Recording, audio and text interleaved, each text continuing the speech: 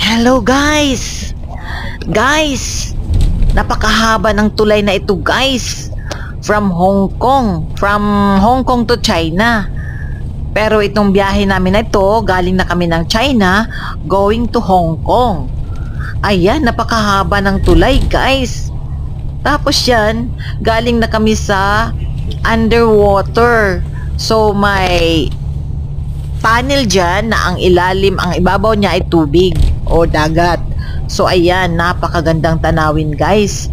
Kaya hindi namin sinayang ang pagkakataon na ito. Hindi kami natulog sa bus. Ay siya nga pala, ang bus na sinakyan namin ay double decker. So nasa taas kami at nasa harap na harap. Yan, makikita nyo may sombrero na yan. Diyan po kami sumakay guys at kitang kita po namin yung view. Ang view na yan, napakahabang tulay guys. Parang walang katapusan. Walang katapusang takbo mga guys. Ayan, napakaganda. Napakaganda experience. Yan ang isa sa pinakamahabang tulay sa buong mundo. So ang kwento ng tulay na yan guys ay noong panahon na wala pa, hindi pa itinayo ang tulay na yan, ay 5 hours ang biyahe, ang travel time from China to Hong Kong and vice versa. So 5 hours ulit balikan. So 10 hours ang gugugulin mong oras para sa pagbibiyahe. Kung ikaw ay magtutour, ay sayang na sayang yung mga panahon or yung oras na yan na dapat ay maipasyal pa sa ibang lugar.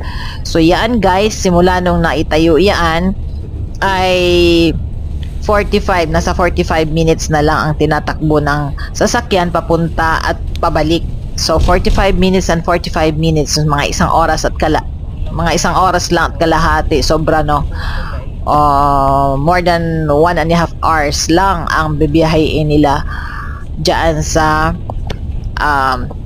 Hong Kong and China kasi nagko-connecta ng Hong Kong at China ito.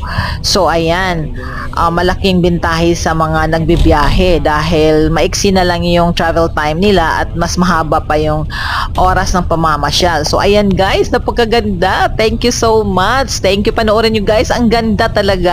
Ang ganda.